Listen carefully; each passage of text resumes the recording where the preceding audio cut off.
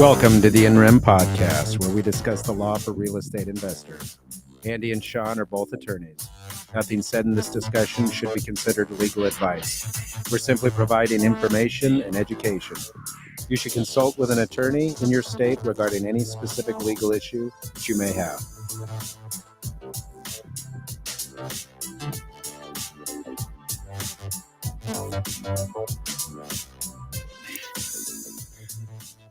Good morning, everybody. Welcome to the show. Today, our topic is strategies for residential property management. I'm Andy Fowler, and I'm here with Sean St. Clair. If you're new to the show, make sure to like our channel. You can find us on Facebook. You can find us on YouTube. Our preferred method of bringing this to you is YouTube, so subscribe and like that channel. We welcome your feedback and your participation. With that, we're going to go to Sean, who's going to give us our legal update.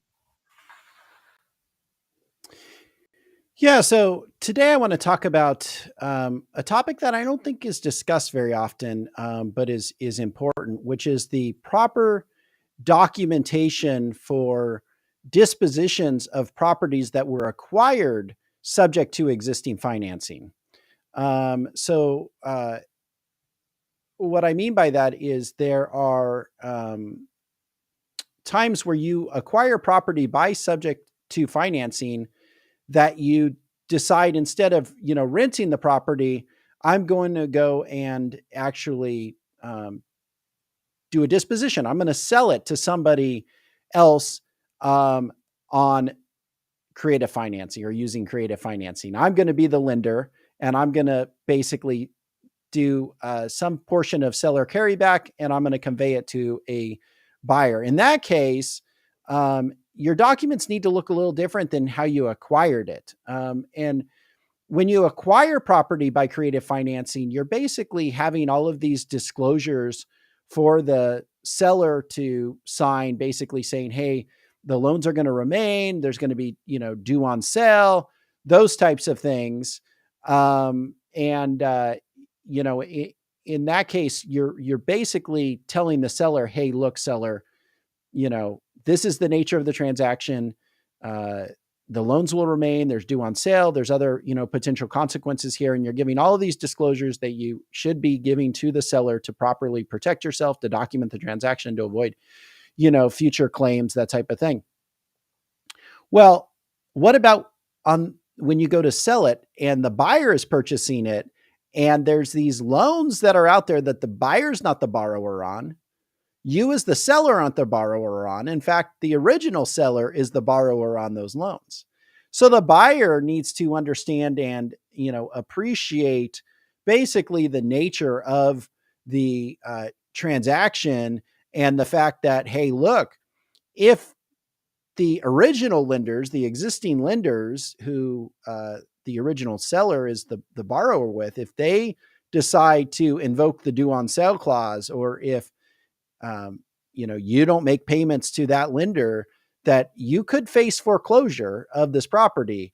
The property could be lost in that event, or something's going to happen to satisfy the lender requirements if they invoke the due on sale clause. So you have to have new or additional disclosures to the buyer in that transaction, letting the buyer know that, hey, this is the nature of the transaction, et cetera. So something to think about going forward as far as dispositions is you can't use the same documents for a disposition as you can an acquisition of a subject to transaction. You have to have different disclosures, different documents. So that's something to keep in mind. All right. Thank you for the legal update, Sean. With that, we're going to get into our topic today. But before we get into the specifics, we want to make note for the audience that we are adding an additional segment to the show, which is that we are taking questions from you. And you can do it live on the fly, but you don't have to wait for that. We'll be doing it at the final 15 minutes of the show, but there's ways to post comments ahead of time. So with that, I'm going to let Mayu tell you how to go about that and how that's going to work. Yeah, so as Andy said, we're going to be taking questions at the end of the show. So anything regarding today's topic, obviously we can only get to a a small amount of questions at a time. So as soon as you have a question, put it in the chat. We are monitoring the chat. So as soon as you get those in, the sooner we'll be able to get to them. All right, thank you. Yeah, you don't have to wait till the question segment. Start posting your comments now, and we'll do what we can to get to them. With that, today we're talking about strategies for residential property management. And with us, we have Oggie Penev. Oggie, how are you? Hey, doing good. Thanks for having me, guys. Yeah. Thanks for joining us. So, Augie, it's kind of funny. We were just joking about this before the show, but you do a lot of stuff in the real estate sphere. So let's kind of take this one by one. You're a broker, right? Real estate broker. Got my license 17 years ago. So tell us, you're also an owner of ProX Realty LLC. Tell us about that. Yeah, ProX Realty Management specifically only manages real estate properties for investors. We don't do very many sales. We don't compete with agents. We main focus is servicing investors. Now, I know on the kind of the marketing and development side, if folks have watched us before, you're probably a familiar face because we meet up with you at the Buy and Hold meetup. Why don't you tell our listeners about that, what you do with regard to the Buy and Hold meetup? Yeah, this is part of the education and consulting investors on how to buy and invest in rental properties, buy and hold properties. So we started that probably a year and a half ago. Every month at the end of the month on every last Tuesday of the month, we do a meetup. We invite professionals to talk about anything that they can educate us as investors when we're buying and holding properties. We don't sell anything at the event. It's food, drinks, networking. It's pretty fun, and you guys come all the time and share a lot of good information. So Yeah, we enjoy being a part of the Buy and Hold meetup. You know what I really love about it is not only do you learn a lot of great stuff, but you realize when you get involved with the real estate community, how important it is to start, meeting people in the industry, regardless of whether it's real estate investing or hard money lending or lawyers or just other folks doing the same thing you're doing, just finding out because they're a pretty generous community. So just finding out who's there, and it's a great opportunity to be there for that. Now, I know you're planning on offering some additional buy and hold training, or looking to offer more training on buy and hold. What does that look like? so the buy and hold grew up into a little more sophisticated consulting company, and now we are calling it the Buy and Hold Academy. And Sean is, and you guys are very involved in creating all the legal stuff around helping investors buy and hold properties. So the whole idea is, in order to take full advantage of and full return ROI on investing in buy and hold properties, it's not enough to know the real estate. If you know the real estate, that's okay, but you're not getting full return. You have to know taxes, you have to know financing, and you have to know the legal side of the business. So these are four separate things in the buy and hold business. And we teach investors how to look on the investing as a business, one big entity.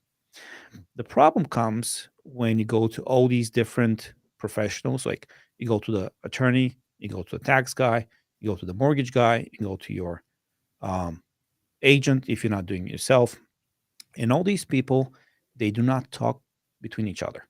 They all individually give you really good advice, but sometimes the advice that they give you stops you from growing. When the attorney creates a structure that doesn't allow the tax guy to be flexible, and when the tax guy creates a structure that hides too much income and the mortgage guy cannot get qualified for mortgage, then these things do not work together. So our job is to find the fine balance between all these professionals and set up the right structure for you so you can grow and buy unlimited properties. So today we're talking about property management. So why don't you give our listeners a little bit of a background of you and your experience in property management, how you got started in that, and what that looks like. It's very basic. I bought properties and I needed to manage these properties. So I created property management company so I can manage my properties and at the same time help other investors do it. So the good part is that everything I set up as a structure and service for the property management, it's the way my property is treated, that's how the client's properties are treated. It's all the same. So I remember when I was just freshly out of law school as a young attorney doing some real estate work, and I started to do a good bit of landlord tenant law. And one of the things I learned as an attorney was how frightening managing a property could potentially be. Now, as an attorney, full disclosure here, we only see the really bad stuff, right? You do. All the good stuff never gets sent to us. Yeah. So we just only see the bad. So I spent years only seeing the bad, and I thought, holy cow, I am never going to own investment property unless I can have somebody else deal with this, or unless I can do something else. So the idea back then of having a property manager felt just totally normal. Why don't you give our listeners, let's really start at the beginning here. What is it that a residential property manager typically does for a residential homeowner who's looking to rent their property? Of course, everything depends on how the business is set up for the property manager, what they offer as a service. But generally, it's property management offers either full property management, which could be divided by short-term rentals or long-term rentals, and they charge a monthly management fee. Or the other service they could offer is just one-time fee to find a tenant, rent the property for you, and give it back to you to manage it yourself. But for us, property manager, the way we want it service is you come to me as a client and you give me absolutely everything with a high level of trust, and I do absolutely everything for you. You don't touch anything. The only time you hear from me is when we have to spend some money on repairs that exceed $250. Otherwise, we act as the owner practically. We in our property management agreement, we ask for a high level of trust from the investors, and when they give it to us, we have quite a bit of power to manage the properties without them even being involved. So we act as a buffer also for legal issues between the tenant and the landlord. So do you like to offer kind of a scaled solution where the landlord who's looking to lease their property can take advantage of certain services, or do you just like to say, "Hey, look, if you want us, we're doing it all." Yeah. Or can you piecemeal that? How does that work? No, you're not being efficient. So if you start changing for one investor, you do one thing. For different investor, do a completely different thing. Menu service, you're not efficient. Which means either you have to be more expensive, you're not going to be able to profitable, which eventually the company is going to suffer, um, or you just not provide good service, efficiency and price. You have to charge more the client for that specific menu that you want to service them. So the best thing is just almost everybody it's their service the same way. That's the most efficient and the cheapest way to do it. Hey, Augie, what are the advantages and disadvantages of having a property manager? So first thing is you're giving away control. So you have to trust the property manager before you give him control. So disadvantage, that's the disadvantage, picking the wrong person. So you just have to know what to ask, who to pick, and maybe have a way out if the relationship doesn't work. Like, for example, for our clients, we ask for a high level of trust, but we also give them 30 days to fire us, 30 days notice. We don't have a long-term contract with our clients. The moment they don't like us, they can leave. So that's our promise. You give me, trust me, and if I mess up, you can leave at any time. I'm not gonna Right. punish you for that. Um, that's the negative.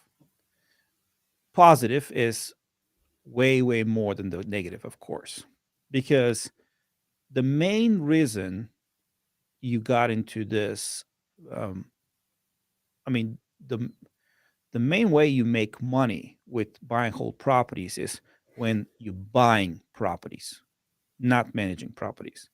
So, me or my company as a property manager will free your time to do what makes you the most money, which is buying properties, not worrying about how they're going to get tenant, how you're going to fix the toilet, all these little things that, no, you have to look at the big picture.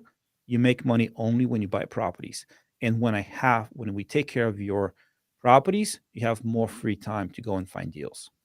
That's the biggest thing that I can help. And then starts all the legal issues, all the paperwork, taxes, things like that, um, cash flow. A lot of the landlords make almost the same mistakes. Like, for example, common mistake is they fell behind on raising the rent. Very Mm, common, very common thing. Um, market rent $1,500. The rent is $900. mm, Yeah, and they say, oh, but they're good tenants. Yeah, but you're losing $700. They can pay me the management fee, and you're gonna still gonna have a lot of money left over for handling the property. Second thing, landlords get attached emotionally to their tenants, and they believe they're sob stories. Oh, I'm going to pay you next week. Oh, I'm going to pay this Friday, or just wait a little bit more. And then mm. 3 months later, you have no income, pay the mortgage, and you have to evict the person. So with us, no emotion. On the fifth day, get a notice for 5-day notice. On 22nd day, get a court date. On the 25th day, you get judgment, and then you get out of the property. So you guys handle all of that. Yeah, everything. So You're the buffer. You're the buffer. yes, you don't touch anything. So Oh. with us, even we guarantee the tenants. So our landlords do not know who the tenant is. So the only thing when you are hiring me, you're telling me I want this property rented for this price. After I do a research and tell you, hey, we can get this. And you Mhm, say, okay, I agree on renting the property for this. If I find a tenant for that price, I automatically sign the lease for you on your behalf. You mhm. don't even know the tenant. I just tell you, we got a tenant. You're gonna start getting money on this day. Should be depositing the money. You just give And money in the mailbox. Just yes, comes. and I guarantee the tenant. Since Ah, okay. since I picked the tenant for you, if the tenant stopped making the payments, I pay for the eviction. Mm. I guarantee Wow, the tenant. Yes. that's So cool. high trust, high penalty. So if I don't do my job well, I'm gonna suffer big time. I don't want to pay for these evictions. Right.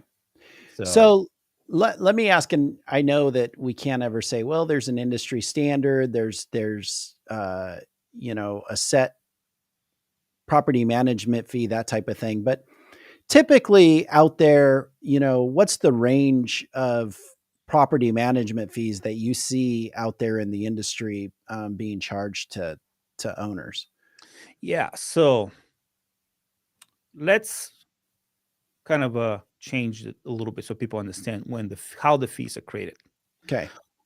We as a property management companies, all the property management companies, we have absolutely the same expenses.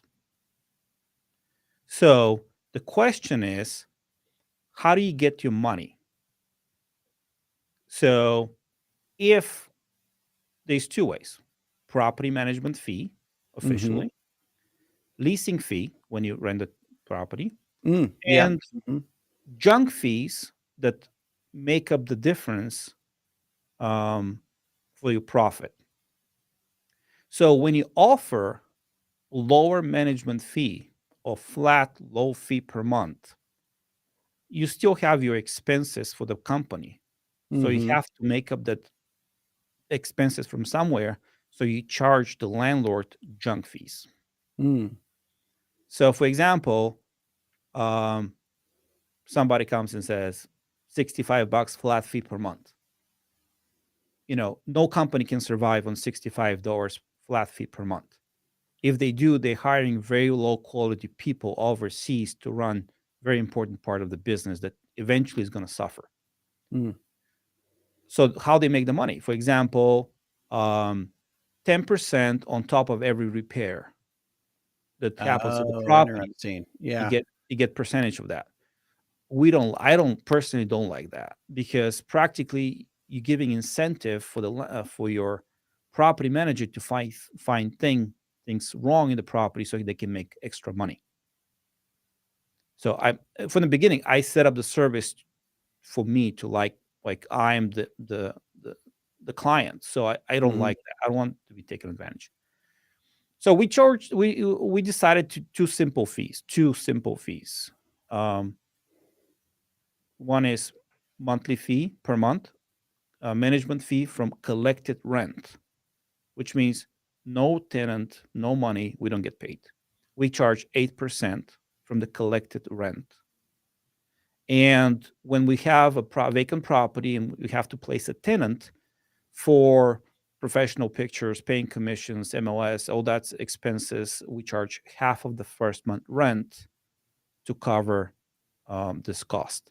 Mhm. Otherwise, we don't have anything else. Like we don't have a startup fee, we don't have an admin fee, we don't have tax creation fee, because every new landlord we take on board, we have to create TTP license to Mhm. collect sales taxes and pay the county.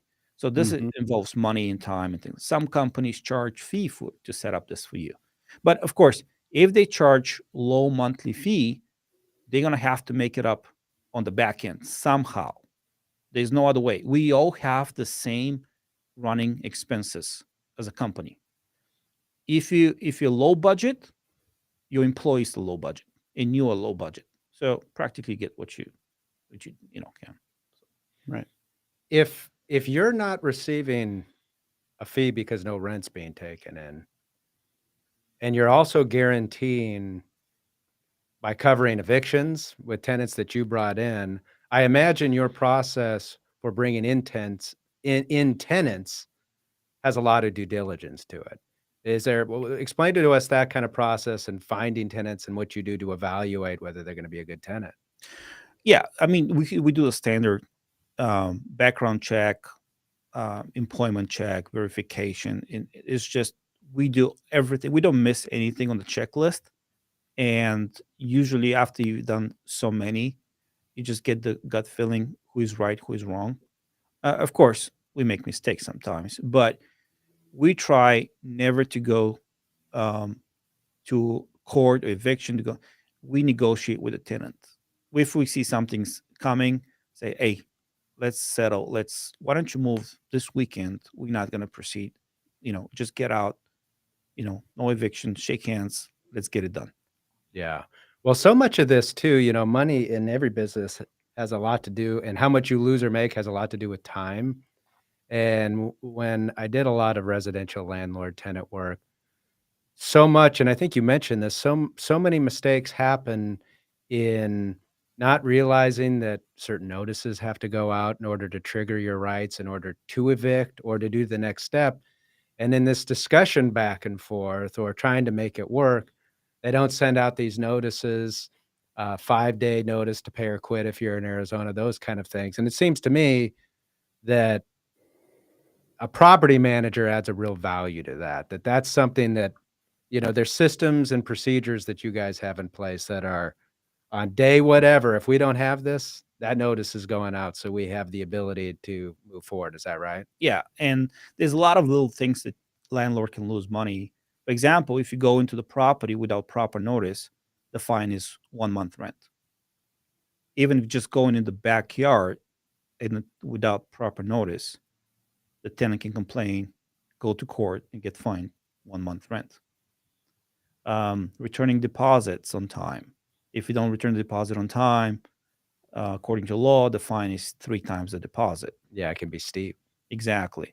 Every time you deny a tenant, you have to tell them why denying them in writing.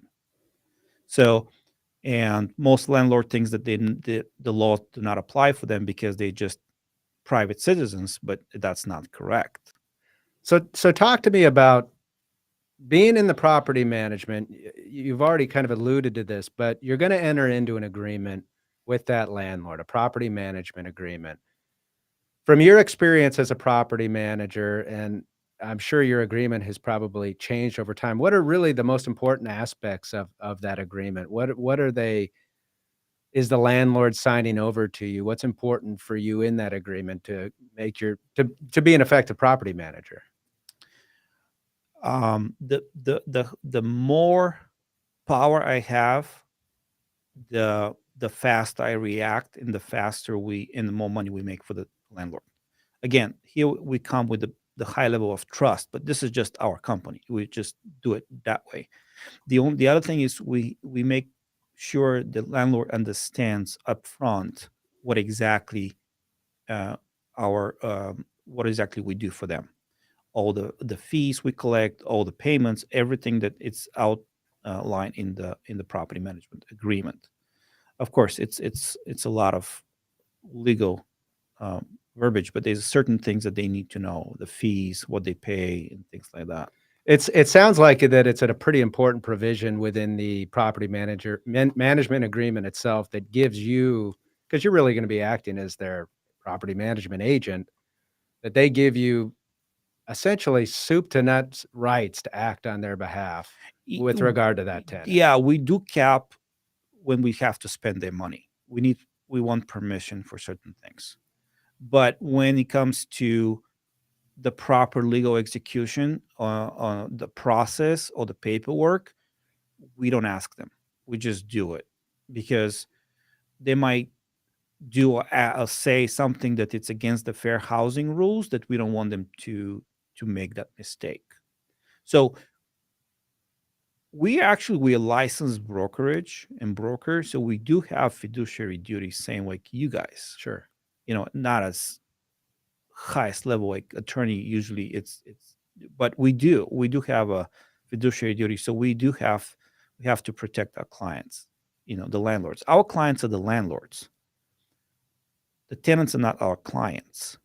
They're just we still owe them fairness and to be honest, and things like that. But we have to look at the best interest of the landlord.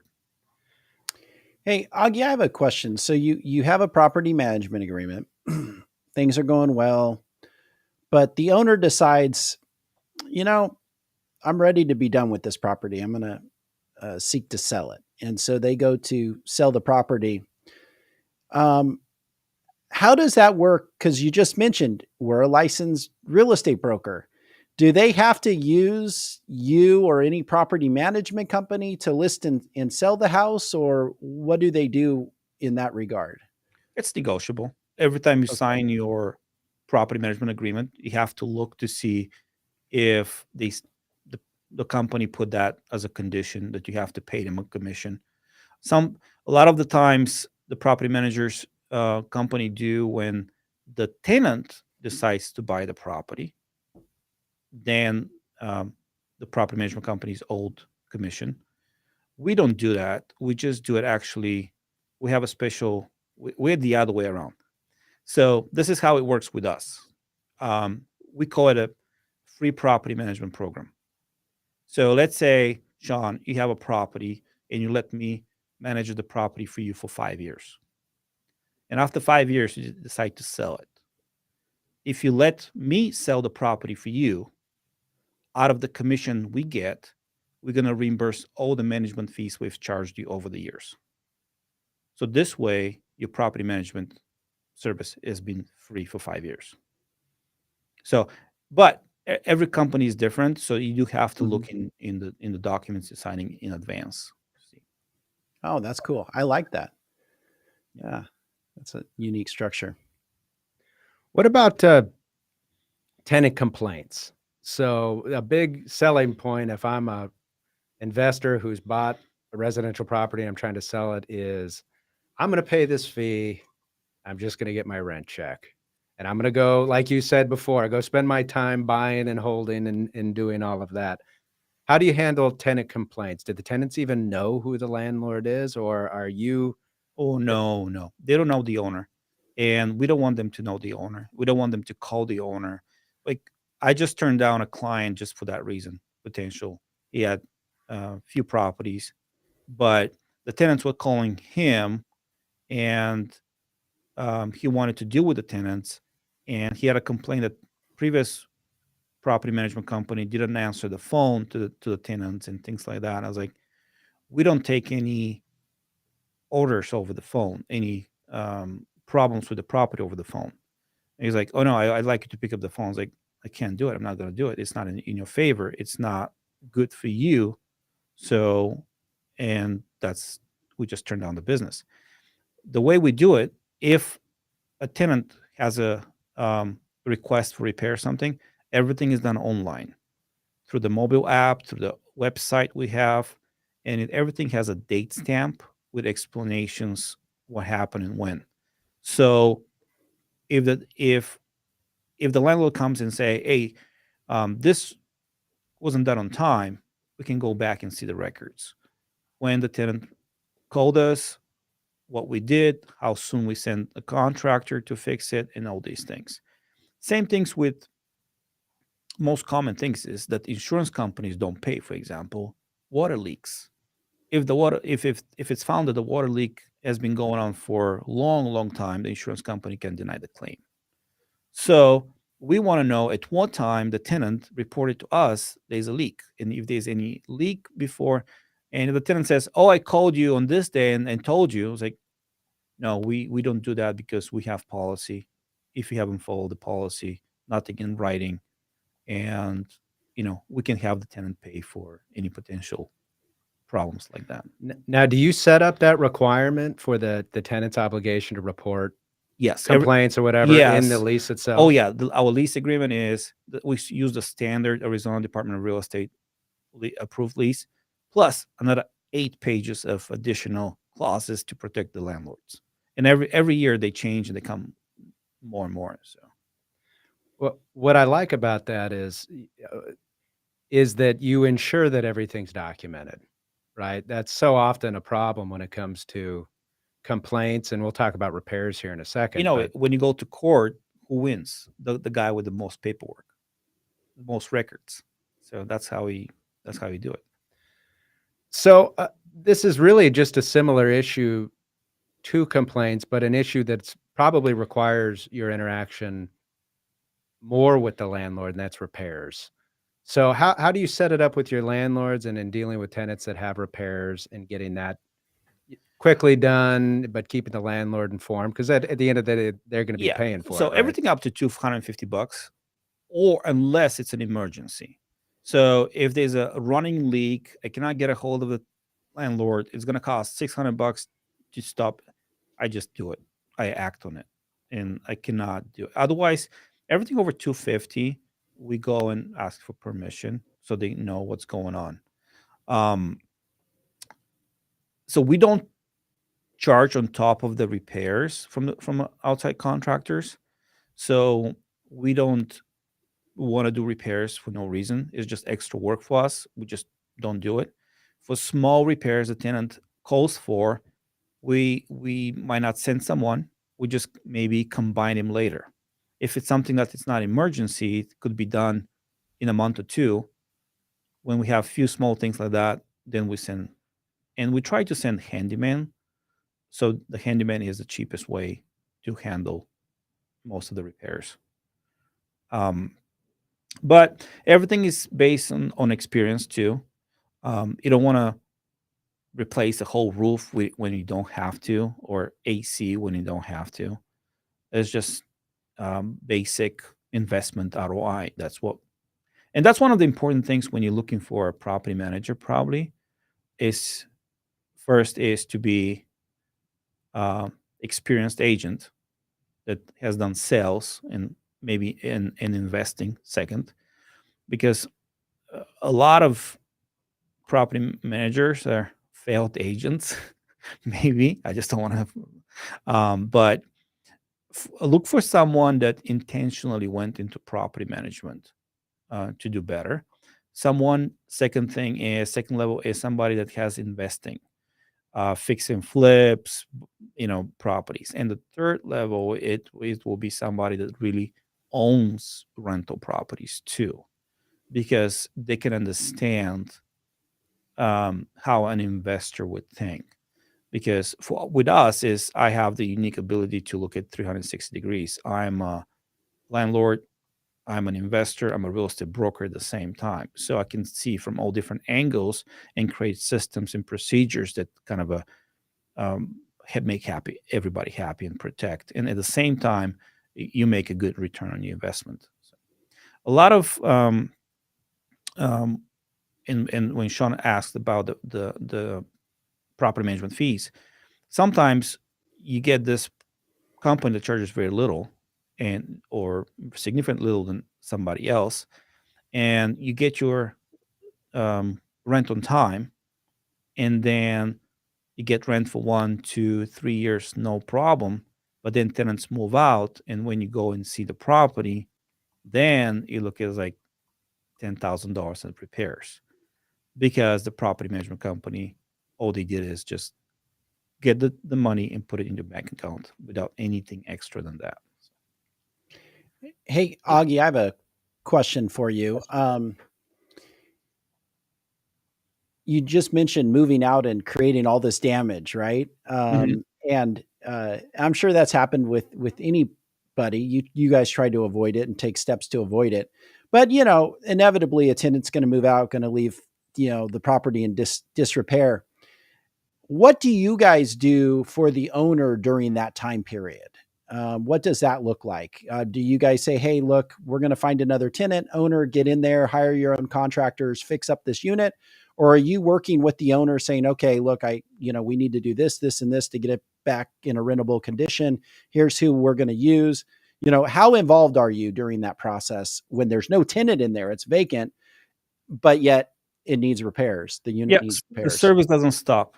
We do Okay. everything for you regardless, tenant in, tenant out. It's everything. We still do it. We usually try to go into property prior to the tenant moving out, Mhm. so we can kind of have a punch list what needs to be done. So when the tenant moves out, things can start next day. So we can reduce vacancy, and then we decide what needs to be done and what makes sense. If sometimes we're not going to spend the money if it's not going to raise the rent. Mm. Sometimes we'd rather have less rent per month versus spending the unnecessary money for the landlord. Example, you can get $1,500 in as is condition. But if you spend $10,000, then you can get $1,800. Okay, we can do it. But how many years is going to take to recoup these $10,000? So divide 10,000 by 12 months. You're just going to see, you're going to spend years and years and years trying to get this. We'd rather have you have a little less rent it faster, get the 10,000 and go buy another property. That's the better outcome. So we look at a little bit different. And the way I look at it, from the different perspective: landlord, investor, property manager. So we give this choice to the landlord, of course, and that's how we do it. So um, it's we don't want to spend the money if we don't have to. Makes sense. Yeah. What about short-term rentals? Do you do any property management for short-term rentals, or is it just long-term? So short term, as far as Airbnb, VRBO, we don't do it because it's a completely different game. Sure. You need to have completely different setup, different employees, different structure, different contracts, for example. That's one of the most common problems landlords do. For example, they use long-term lease for short-term rental. So when they do that, then they create long-term tenancy, which means that if you rent your property for the weekend to a tenant and a tenant doesn't move out on Monday, you go there and try to get them out, you cannot because you signed a long-term lease with them. You have to go through eviction versus calling the cops and getting them out. So the shortest we do is we call it corporate rentals, which is minimum a month. They're still furnished, but we do it for a month minimum, month, 2, 3 months, 6 months. And we have a separate lease specifically for these type of rentals because it's a type of a short-term lease that doesn't create tenancy, long-term tenancy. How do you plan, or what systems do you have to plan for renewals for your landlord clients, of renewals of tenant leases? How many months prior to the expiration are you typically looking So to we try to make want that 60 happen? days the tenant to let us know if they're staying or going. We don't renew the lease until we do an inspection on the property. So we want to make sure if there are any damages, and if they are done by the tenant, then the tenant has to fix them prior to renewing the lease. That's one of the most biggest issues, not just for landlords, but for property management companies to do proper maintenance. And a lot of property managers, they get the rent on time. The tenant never calls, but the property gets bad, worse and worse every, and then you get 3-4 years later, you get a property that needs tons of repairs. Rule of thumb is 1 month rent for the year has to go into maintenance. If you don't do any maintenance for 5 years, you're gonna have 5 rents, equal amount of repairs into the property. So you just budget that in right at the beginning. So if for some reason you've gone a year or two and nobody's spent anything else, you're like, look, this is a problem, because even in the perfect world where we've got great tenants that like to take care of the property, there's this thing called wear and tear, and Yeah. it inevitably is going to happen. Yeah, because then you separate the properties on A, B, and C properties. And if you manage C properties, sometimes we turn down properties because we don't have the setup to for so much intense repairs and hand holding to that type of a property. That it's very old, very deferred maintenance. Almost we call them slumlords, where it can things like that. So we try to avoid. We cannot. We don't want to manage properties like that. Yeah, I really like the idea of being or thinking ahead in terms of the maintenance of the property. I have represented clients where it was just that scenario. You had somebody who was paying rent and was what you would have thought was a great tenant, and as long as, just like with mortgage companies, as long as the rent's being paid or the mortgage is being paid, nobody asks any questions. Then 5 years down the road, they move on and they get in there and it's 10 plus $1,000 and, Yeah. massive repairs because of Yeah, whatever. we do 2 inspections per year. So the first inspection we do on the 3rd month when we place a tenant. We want to make sure we pick the right tenant. If we made a mistake, we want to know as soon as possible. And then we do another inspection on a lease renewal. So we know, keep the property updated anytime. So that comes out to basically 2 a year? Yes. I Okay. mean, here's the fine balance between harassment and inspection, because the tenants, you cannot do too many inspections. You just have to let the tenant live peacefully in the property. So after the first year, does it typically just become at renewal time? No, I mean, there's always things that come along that you have to manage if you see the property. We have programs that we change the air filters in the property, so we go once in a while to see what's going on. Our vendors are trained to look for things. Also, not to talk to the tenants. One big thing: vendors should not talk to tenants. If you're a landlord and you hiring someone, instruct your tenants, vendors, not to talk to the tenants any information at all. And the idea there obviously is that the tenant is going to naturally perceive those people as, even if they're third parties that Yeah, you've they hired, can, as they can kind of call you and say, agents. "Oh, the AC guy says that air conditioner has to be replaced." or something was leaking, or something needs to be repaired. Oh, they could be mold. It could be things like that. Stupid things that have no, um, it's not true, and just get in trouble. So. So I would imagine as a property manager, mistakes are what drive a lot of landlords into your arms in the sense where they tried to do it on their own. They made a bunch of mistakes or they realized it was too much for them and we need to talk to a property manager. And you've talked about some of them. What are the biggest mistakes that you've seen or the most common mistakes you see landlords make and why they really ought to be considering property So managers? first is, like I mentioned, falling behind on raising the rents.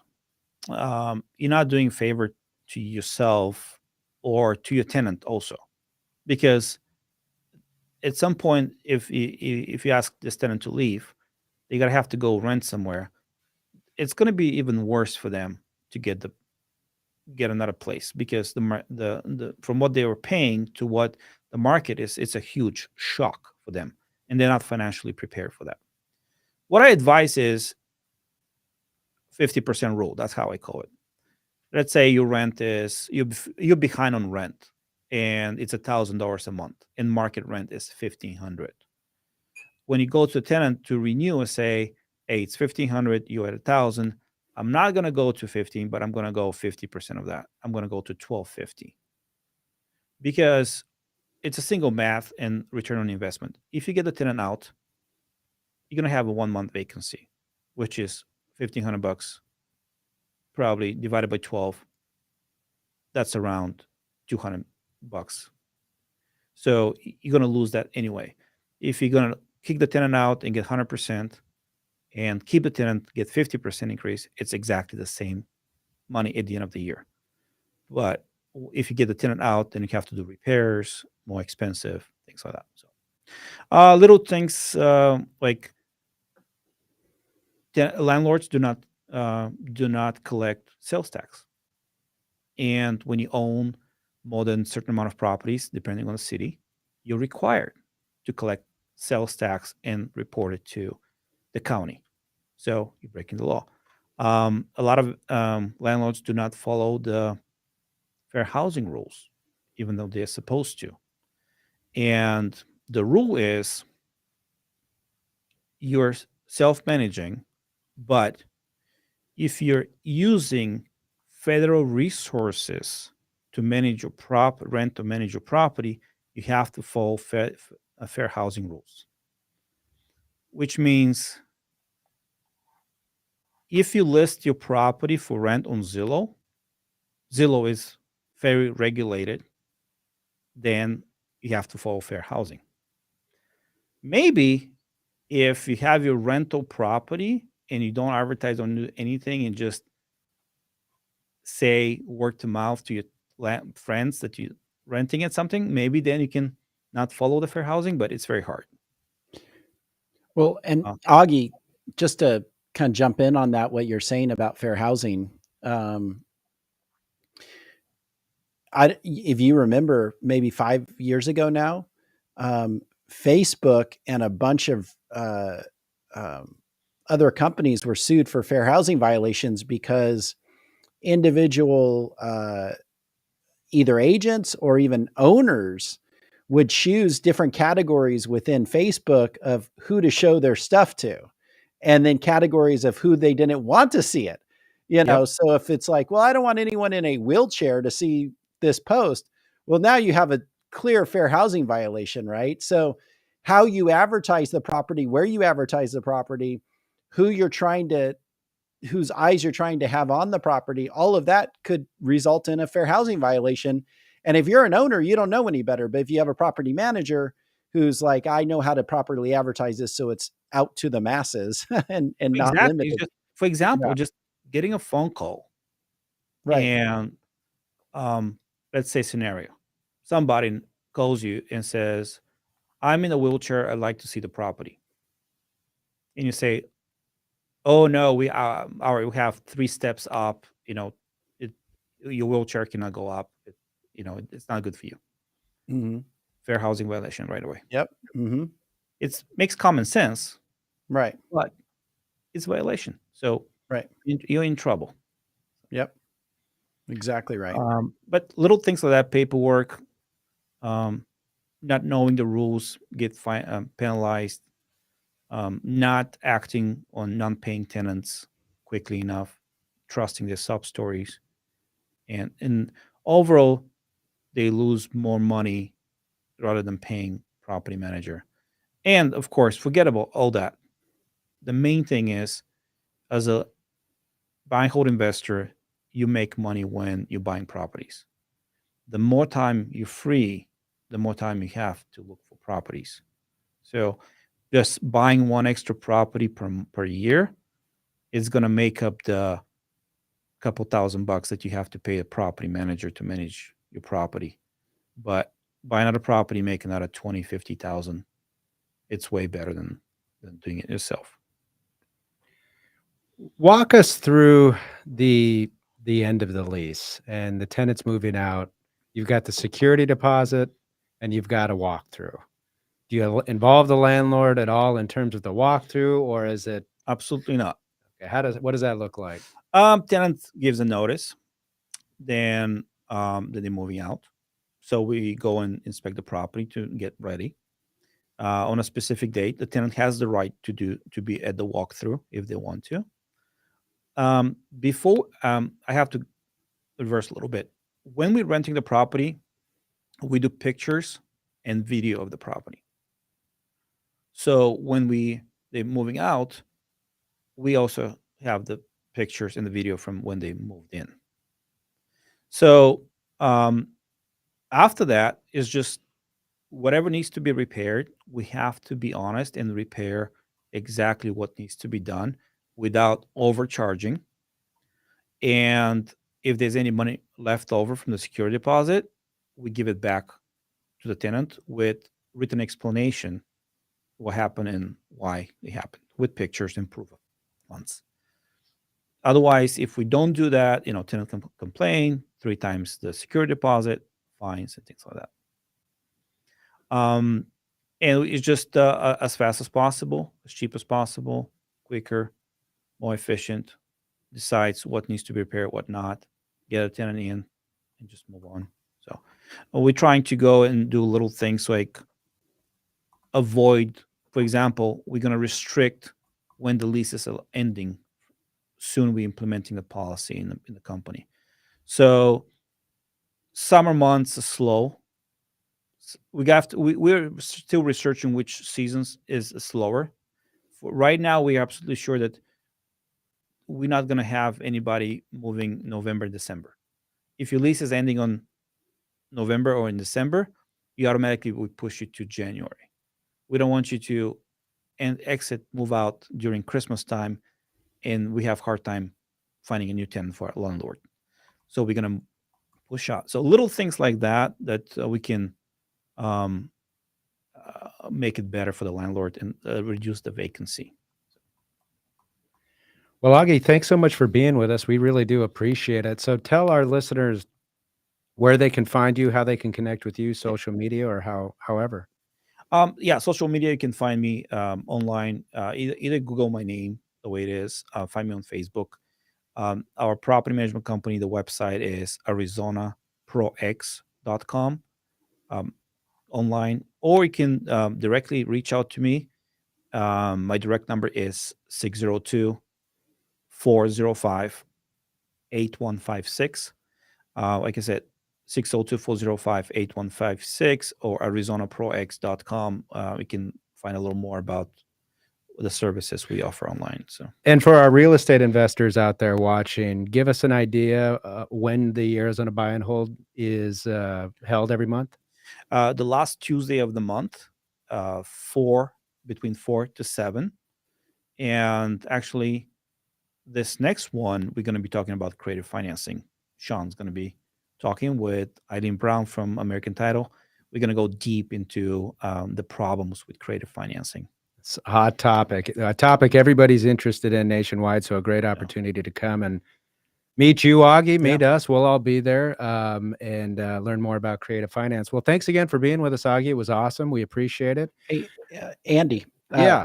I think we have some questions actually online. Yes, we do. Okay. And these are actually both for you, Augie. So we had Marisol reach out from Facebook. So thank you for your questions. The first question, I feel like there's two parts for it. The first part, I think you answered very thoroughly in today's discussion, which was about property repairs. So the second part of the question I'd like to ask, which is how involved does your property management company get involved with evictions? We try to avoid eviction if we can negotiate something to get it done quicker for the tenant, and it's cheaper for the landlord. We do that. Otherwise, we hire an attorneys. Very, very basic. We just know the process. We know it's ongoing issues. The laws are changing all the time, and our attorneys are on top of everything. So if there's anything changed in the last month or so, they know about it. So efficient, and we paying for it. So we want to get it done quicker. Most of the times, the tenant is already out prior going to court. We rarely. Um, I don't know if we never had to get rid of from any for anyone to get the sheriff kick him out. Most of the times they leave, but if you're honest, try to treat everybody fairly, respond to the tenants, try to work out with them. Generally, people are nice, so rarely you get these crazy situations that everybody's talking about. So, but just being a nice person and trying to work out with people, things happen. You avoid these evictions. You know, um, but hey, things happen. So it's at least you just have to look at it as a transaction and get it done quicker. Not forget the sob stories. Okay, I know you guys have them, and when I'm talking about the sob stories, I right now it pops up in your head a few times that you've been burned by that. So. Okay. And following that question, next one for you and last one. What states does ProX Realty cover? We do Arizona and specifically Maricopa County, a little outside of Maricopa County, going down south, East Valley and Florence, a little bit, but we are very, very efficient in Maricopa County. Um, Property managers out of state, of course, there's a lot of them. You just have to be careful again. And you have the person, specifically in Arizona, you have to be licensed broker to manage properties. Certain states, you don't have to be a real estate broker. It could be just maybe licensed for property manager. I'm not sure. There's different rules. Um, but specifically Arizona, property manager, licensed broker, brokerage that knows what they're doing. So Maricopa County, that's what we can do for you guys. All right. Thank you, Augie. With that, that is our show for today. Make sure to join us next week. We're going to be talking about the top mistakes real estate investors make in their contracts with guest Ohio attorney Paul Vincent. It'll be a good one. Look forward to seeing you next week. Have a good day, everyone. Thank you.